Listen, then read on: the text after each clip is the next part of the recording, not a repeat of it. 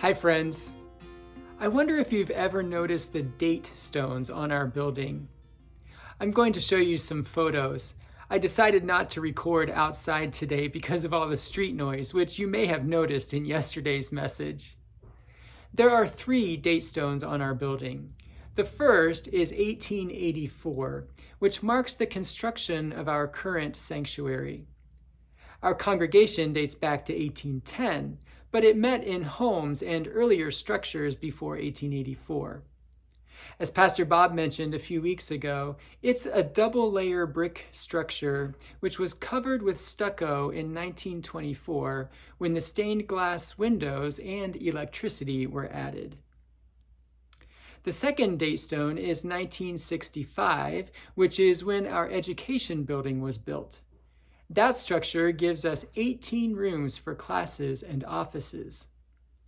The third date stone is 2003, which marks the construction of Shepherd Hall, the Mary Martha Room, and the extension of the lobby, as well as the addition of the elevator and wheelchair ramp. All 3 of the date stones were installed in 2003.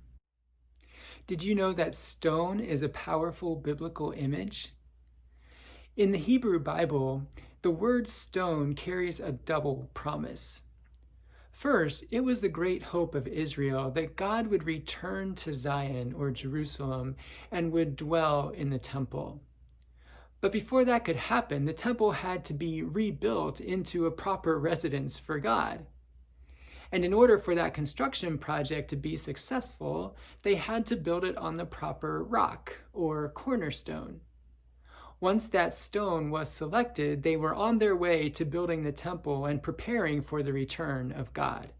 Second, the Hebrew word for stone closely resembles the word for son. God promised King David that his son would rebuild the temple and that he would be known as the Son of God.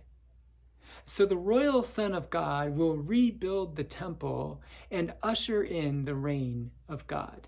As Christians, we interpret the rock or the cornerstone not to be a physical stone, but to be the person of Jesus, who is the Son of God and who descended from the lineage of King David. We understand the temple, the dwelling place of God, to be not a physical structure, but to be the community of faith. God cannot be confined to a temple in Jerusalem or anywhere for that matter.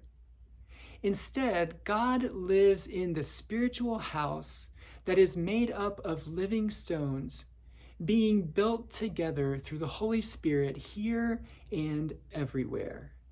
1 Peter chapter 2, verses 4 and 5 says, "Come to him, a living stone, though rejected by mortals, yet chosen and precious in God's sight. And like living stones, let yourselves be built into a spiritual house, to be a holy priesthood, to offer spiritual sacrifices acceptable to God through Jesus Christ." You and I are the living stones that continue to be built into a spiritual house for the future. Just as the heritage we have received is not primarily a building, but the spirit that we experience in that building, so the heritage that we want to leave for future generations is not a building, but a community of faith that embodies God's spirit of grace, forgiveness, and love. Thanks for listening. I'll see you again soon.